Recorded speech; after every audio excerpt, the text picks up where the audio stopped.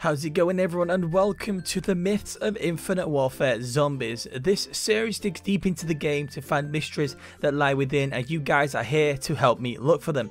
If you have any myths that you would like me to test, then all you have to do is type in the comment section myth and then what your myth is, and 5 people will be picked at random based on the most interesting ones or the ones that just catch my eye. So make sure you have your thinking caps on, and let's try and smash 100 likes again on today's episode. That would be absolutely amazing. And without further ado, let's go and bust some myths. So the first myth was, can you double pack-a-punch the Forge for each in Spaceland? And this was sent in by AJ Weaver.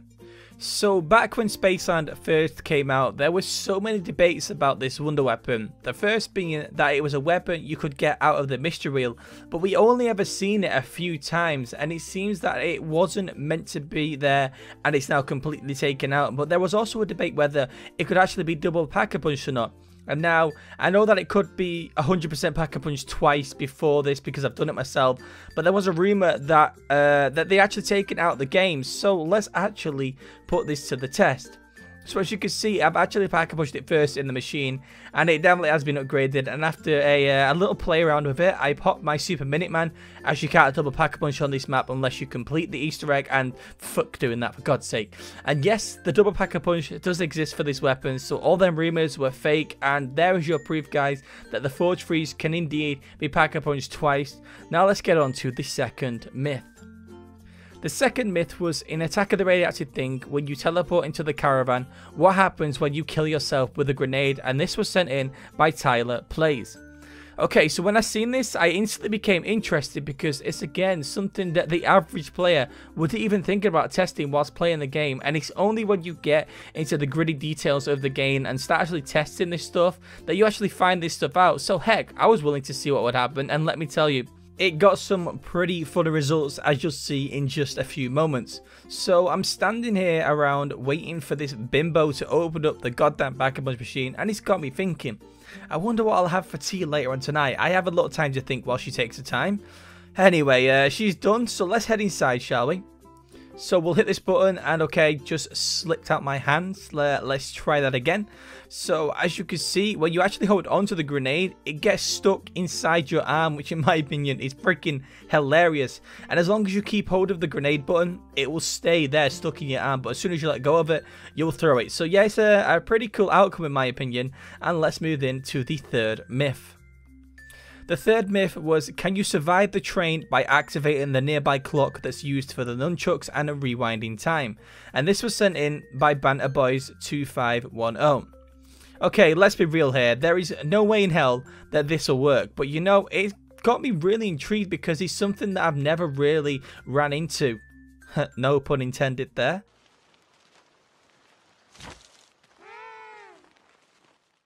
Anyway, I don't see how hitting that clock will all of a sudden turn us into Jesus on steroids, but hey, I'm optimistic, so let's give this a try, shall we?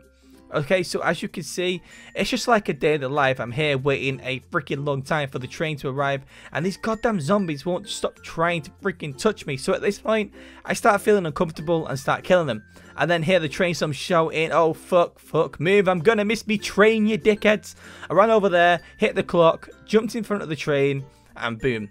I died, which was pretty obvious, but what I found cool was the rewind actually stays with you when you go into the Afterlife arcade. And no, this isn't permanent. You can mess about in the Afterlife arcade with it, which, as you can see on the screen, I'm doing here. But as soon as you actually revive yourselves, it disappears. So yeah, a pretty interesting myth with a real-life storyline there. I hope you guys enjoyed it, and let's jump into the next myth. The fourth myth was, can you use the evade card to dash into the back of the radioactive area? And this was sent in by Fat.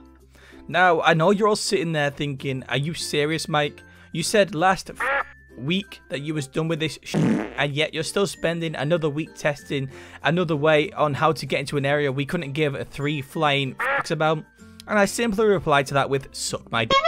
No, seriously, I was really interested in seeing if the death zone for this just all of a sudden stops at the back of the area. We all know that Infinity Ward have been capable of leaving certain areas safe, which shouldn't be more than one. So heck, let's just try it. So as you can see, I popped my evade card, and yes, you all guessed it, it doesn't freaking work. So now you can all sit there and laugh all you want, but at least I know that I have a bigger than all of you. So suck it, and let's jump into the final myth. The final myth was if you used Super Minuteman on a wonder weapon in Spaceland and place it back on the cutout, will it permanently pack a punch if you picked it up again after the card has gone? That was a freaking mouthful, and that was sent in by KChris59. Okay, so Infinite Warfare Zombies has been out, what, 10 months now, and neither have I seen people talk about this or go and test it out for themselves. Heck, I didn't even know this existed because it's something I would have never really thought to try, but thank you, Kay, for bringing such a brilliant myth to the comments, and how about we just test this and get it over with already, hey?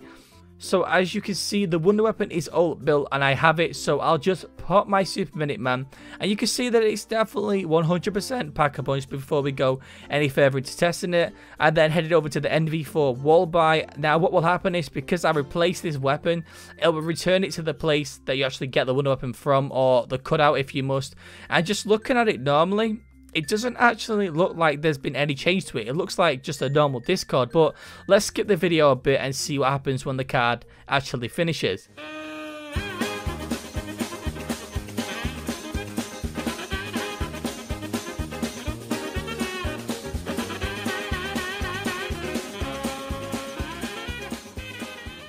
Okay, so we're back, and yes, as you can see, once we go over to the cutout, we do indeed pick up the Discord again. So unfortunately, there's no way to glitch this out and get it before the boss fight. Pretty good, and I guess, I won't lie, but it was definitely an interesting myth.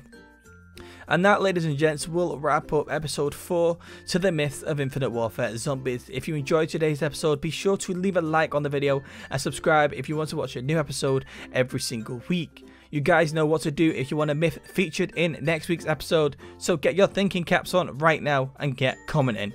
Thank you all so much for watching, and I will see you all in the next episode.